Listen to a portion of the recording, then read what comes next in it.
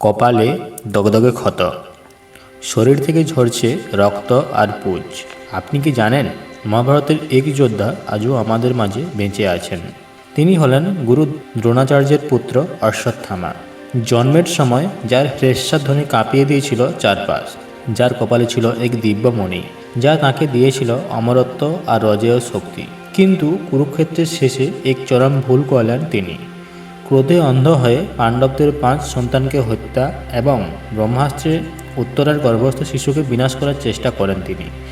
এই অধর্ম দেখে স্বয়ং শ্রীকৃষ্ণ তাকে অভিশাপ দিয়েছিলেন। শ্রীকৃষ্ণ তার কপাল থেকে সে দিব্যমণি কেড়ে নিয়েছিলেন এবং তিনি বলেন, তুমি কলিযুগের শেষ পর্যন্ত এভাবে পৃথিবীতে বেঁচে থাকবে। কোনো দিন তোমার ক্ষত সারবে না, মানুষ তোমাকে দেখবে না, তুমি একা ঘুরে বেড়াবে যন্ত্রণা নিয়ে। আজও মধ্যপ্রদেশের আশিলগড় কেল্লায় নাকি ভোরবেলায় শিবের মাথায় টাটকা ফুল পাওয়া যায়। মানুষ বলে ওটা অশ্বত্থামা দিয়েছেন।